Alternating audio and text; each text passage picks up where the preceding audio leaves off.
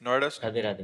राधे राधे महाराज जी। महाराज जी, आध्यात्मिक यात्रा में सबसे बड़ी बाधा क्या होती है और इसे कैसे दूर किया जा सकता है? 3 बाधाएं होती हैं सबसे बड़ी: कंचन, कामिनी और कीर्ति।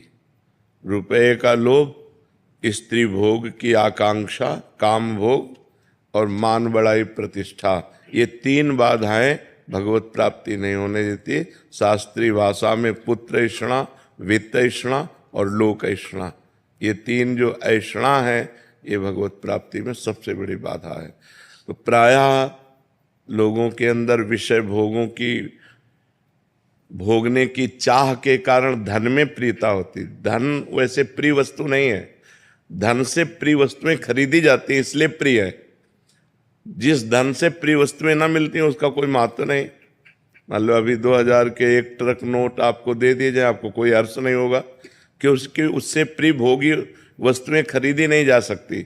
जिस धन से प्रिय भोग वस्तुएं खरीदी जाती हैं वो धन हमें प्रिय होता है। धन स्वयं में प्रिय नहीं होता, भोग वस्तुओं के कारण प्रिय होता है। हम जो चाहे खरीद सकते हैं, जैसे चाहे बर्ताव कर सकते हैं।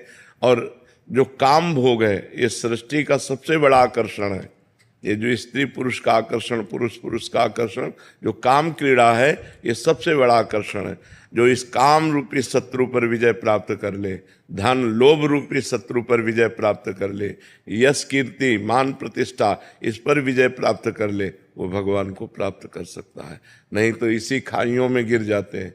कोई तो धन में ही गिर जाते हैं, कोई धन और स्त्री दोनों में गिर जाते हैं, कोई धन और स्त्री अगर क्रास भी कर गए तो आगे मान प्रतिष्ठा में गिर जाते हैं। कोई गुरु कृपा पात्र विरला ही होता है जो कंचन कामिनी कीर्ति तीनों को ठुकरा करके सच्चिदानंद भगवान का भजन करके भगवान से प्रेम करे, भगवान के तत्व का ज्ञान प्राप्त करे। कोई बिरला ही होता है। समझ पा रहे हैं आप? ये 3 प्रधान होते हैं और तो सब है ही।